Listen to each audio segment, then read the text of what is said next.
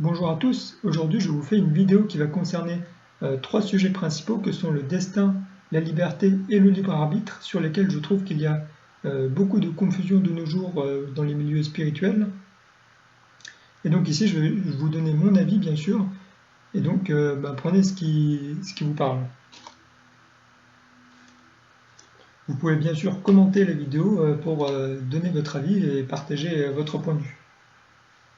Mais avant cela, il y a deux prémices qu'il faut que j'aborde et qu'il faut admettre au préalable de mon argumentation. Ça va être premièrement l'existence de l'âme et de l'ego, l'âme étant la partie spirituelle de l'homme et l'ego étant sa partie incarnée, sa personnalité. Deuxièmement, je vais répondre à la question quel est le but de la vie d'après moi. Et donc pour moi, le but de la vie, c'est évoluer, s'accomplir et guérir. Et donc dans évoluer, il y a la notion de changement, la notion de métamorphose. Et donc c'est le changement justement de notre énergie, de notre manière de concevoir le monde. Et ici, l'ego est nécessaire à l'âme pour grandir, car c'est lui qui lui permet de matérialiser les choses et de les ancrer dans la matière. C'est lui qui permet le changement et l'évolution, et je reviendrai à cette notion dans une prochaine vidéo.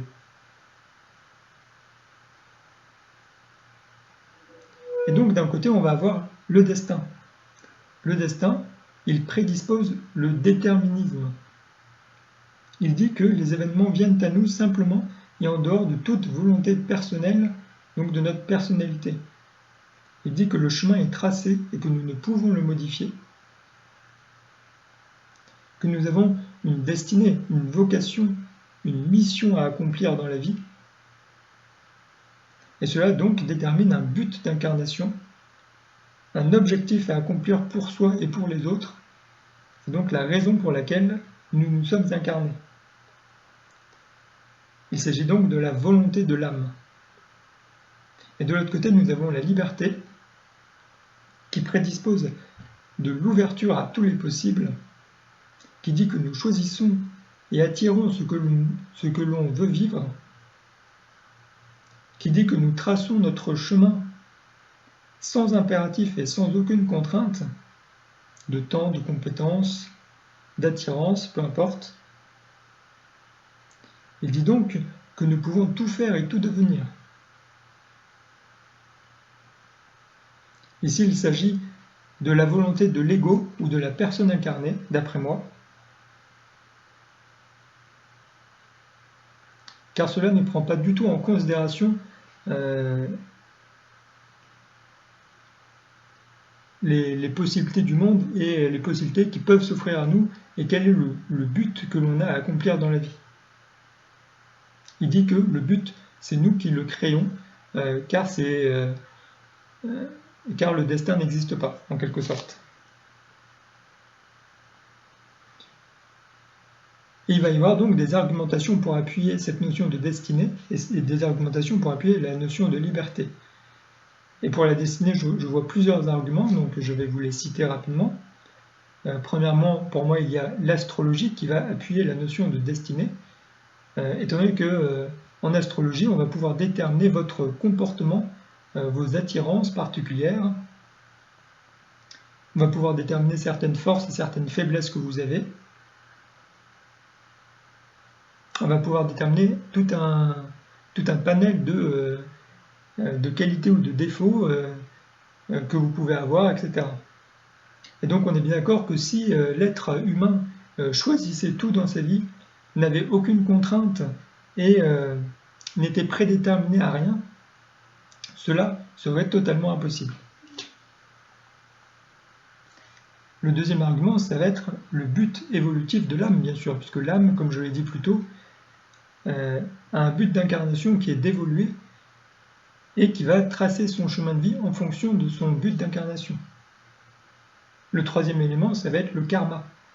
Car le karma, ce sont des choses que l'on doit traverser dans la vie qui sont indépendantes de notre volonté personnelle et qui sont présentes tout simplement pour, comme on dit, épurer un karma, pour nettoyer un karma avec d'autres personnes, d'autres situations, des choses que l'on aurait vécues peut-être dans d'autres vies, dans d'autres situations.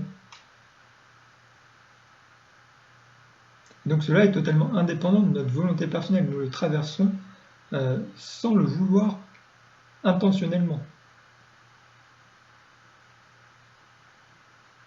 Ensuite, ce qu'il faut prendre en compte, c'est que bien sûr, nous avons notre volonté personnelle, mais il y a également la volonté des autres, et donc du coup, nous ne pouvons pas tout faire dans la vie. Nous sommes obligés de prendre en considération les énergies diverses et variées, les opinions des autres, les égrégores. Il y a tout un tas d'événements et de choses dans la vie qui viennent perturber cette notion de liberté. Et le cinquième point complète en fait le précédent. Il va dire tout simplement que l'univers est grand et incontrôlable, qu'il y a énormément d'interactions et de choses que nous ne contrôlons pas et qui viennent perturber tout simplement notre conception du monde, notre manière de faire, le chemin que l'on s'était tout tracé et que l'on s'était dit on va par là et on n'arrête pas. Et donc tout ce qui est la vie, l'univers, le cosmos, c'est quelque chose de dynamique qui bouge en permanence et qui fait que nous sommes sujets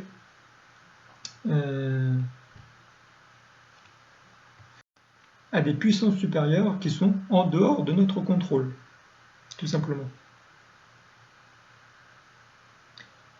Et de l'autre côté, nous avons la liberté. Donc bien sûr, d'un côté, on peut dire, même si je dois accomplir cela, si moi, personnellement, je ne le veux pas, si moi, avec mon pouvoir personnel, je n'ai pas envie de faire ça, ben, je ne le ferai pas, tout simplement.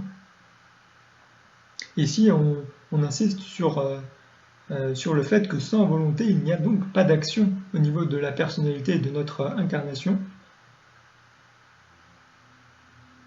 et que nous ne sommes jamais, je veux dire de manière absolue, forcés à faire quelque chose contre notre volonté. Hein. Puisque dans l'absolu, même si, lorsque on veut nous forcer à faire quelque chose, soit on peut accepter, soit on peut refuser, même si cela peut conduire à la mort dans certaines situations, mais on n'est jamais forcé dans l'absolu à faire quoi que ce soit.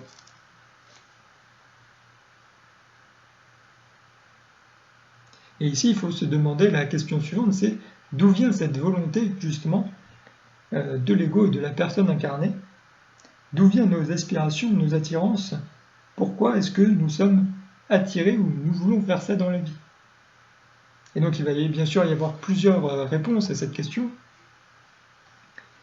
Il y a bien sûr la première réponse, c'est que les aspirations de l'âme et le but d'incarnation que l'on s'est fixé va influencer notre manière de concevoir le monde et nos aspirations, nos volontés. Donc ça, c'est le premier point. Ça va être la volonté de l'âme. Le deuxième point, ça va être au niveau de notre instinct animal, au niveau de notre besoin d'être aimé, le besoin de procréer, par exemple, ou ce genre de choses. Le troisième point, ça va être en rapport avec nos blessures d'âme, par exemple. Les blessures émotionnelles.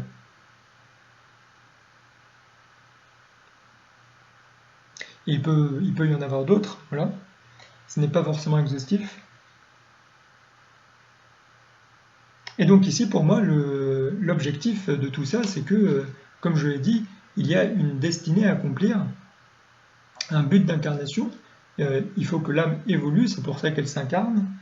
Et donc ici, pour réussir à évoluer et à accomplir notre mission d'âme, ce qu'il faut pour moi, c'est réussir à accorder la volonté de l'ego avec la volonté de l'âme, afin de pouvoir avancer dans la vie et accomplir notre but d'incarnation.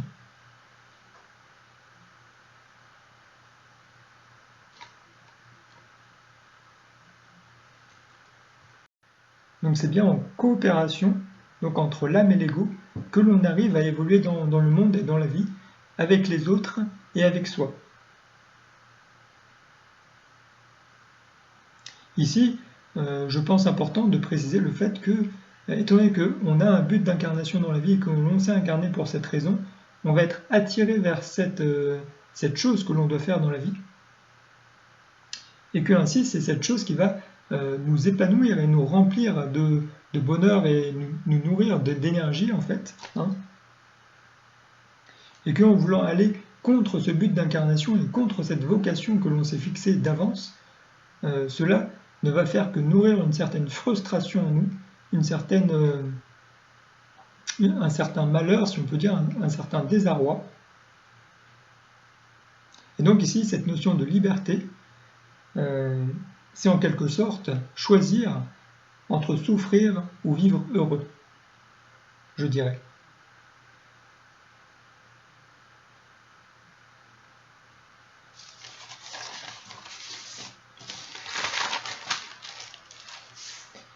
Donc je passe à la notion de libre arbitre maintenant. Qu'est-ce que c'est que le libre arbitre?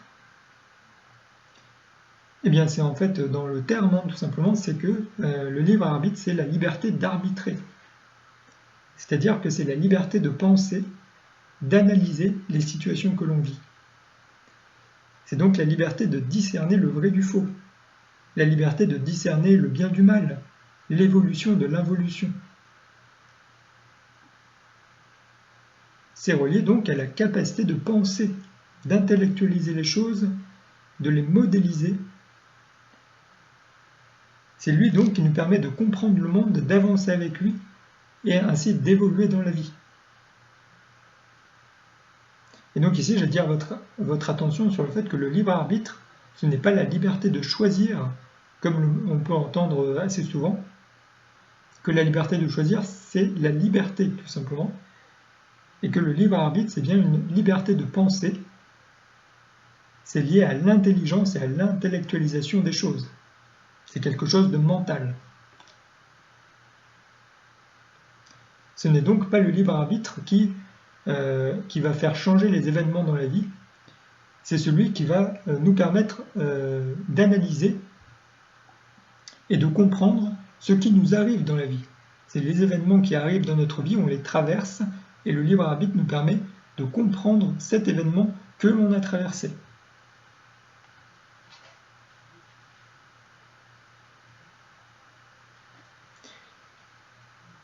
Donc voilà pour le libre arbitre.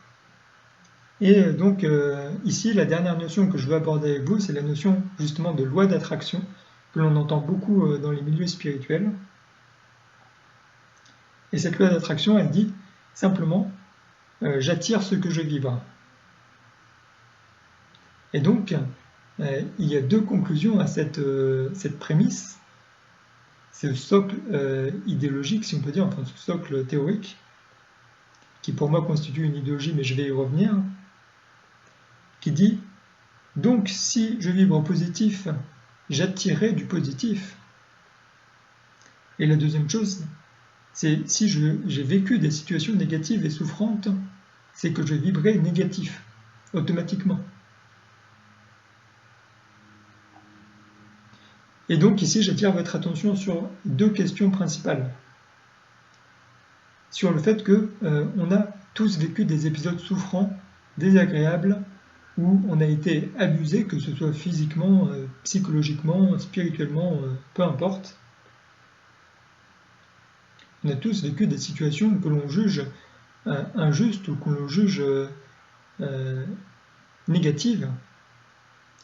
Mais est-ce que vous pensez vraiment qu'à chaque situation négative que vous avez vécue, est-ce que vous vibriez négatif à chaque fois?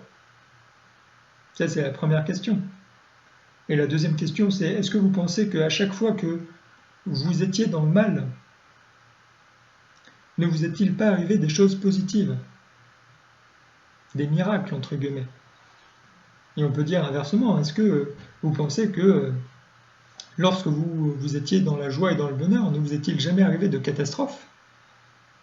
Ne vous est-il jamais arrivé des choses négatives qui viennent tout balancer dans votre vie, tout exploser, et qui fait que vous devez tout recommencer à zéro?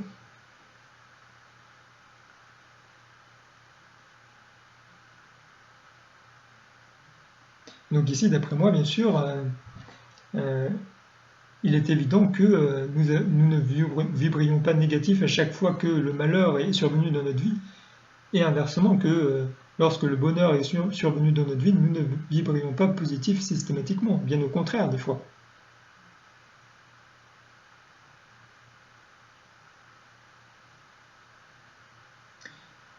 Ici, je veux préciser bien sûr que je suis d'accord que avoir de bonnes énergies, de bonnes émotions en nous, va avoir une bonne influence sur notre corps et notre esprit. Que cela va nous motiver et nous donner de l'énergie pour accomplir ce que l'on souhaite, ce que l'on veut accomplir et matérialiser dans la vie, ce que l'on veut créer. Il va de soi que lorsque l'on est dépressif ou que l'on est dans le mal, nous n'allons pas avoir l'énergie nécessaire pour accomplir ce que l'on souhaite. Et donc bien sûr, avoir de bonnes énergies va nous permettre d'avancer dans notre chemin de vie et dans notre évolution personnelle.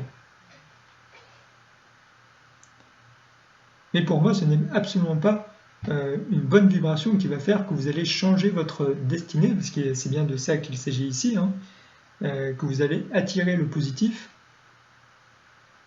et inversement. Hein.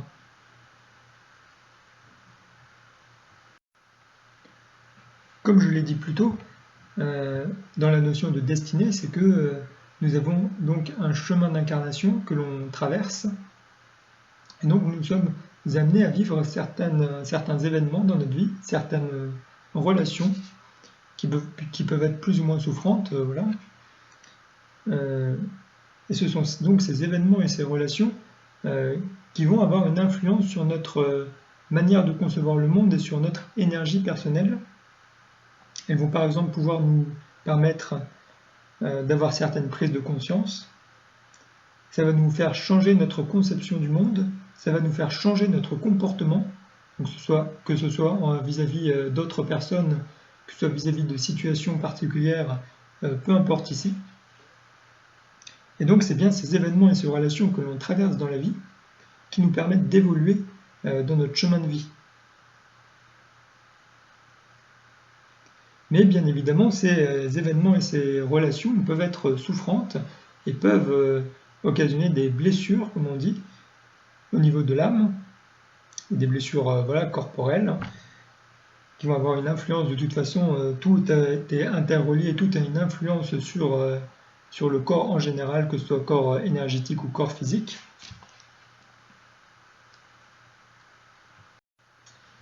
Et donc, bien sûr, après avoir subi ces chocs, ces traumatismes au niveau de l'âme, au niveau de la personnalité, eh bien, cela va occasionner une grande souffrance et un grand désarroi, un grand déséquilibre intérieur, en réalité, que ce soit au niveau corporel, au niveau énergétique. Et le but, justement, va être, par la suite d'avoir subi ces événements souffrants, va être l'évolution et donc la guérison de l'âme et du corps. Et cela, il existe beaucoup de techniques pour guérir, hein, que ce soit en énergétique, grâce aux thérapies avec les plantes ou plus conventionnelles, peu importe. Ce n'est pas l'objet de la vidéo, mais c'est justement cette guérison personnelle que l'on va engendrer et mettre en place par la suite après avoir subi ces événements et ces relations souffrantes qui vont nous permettre de changer notre énergie intérieure et donc qui vont faire en sorte que l'on va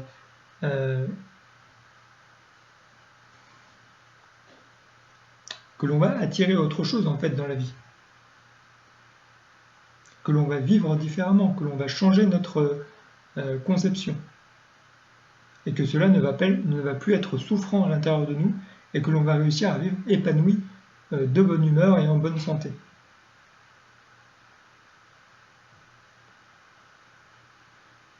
Et à ce propos, du coup, je rappelle ici, pour ceux qui me découvrent avec cette vidéo, que je suis praticien en biorésonance multidimensionnelle, qui est une technique justement pour améliorer votre santé et votre bien-être, où on peut travailler sur le corps physique, mais également sur les corps énergétiques. Et donc, si vous êtes intéressé par cette technique et cette méthode, je vous invite à regarder la playlist associée que j'ai créée sur ma chaîne YouTube, où j'explique tout en détail. Je mets bien évidemment mon courriel et le lien de mon site internet dans la description. Et je vous souhaite une bonne journée après cette vidéo et je vous remercie de m'avoir écouté. Voilà.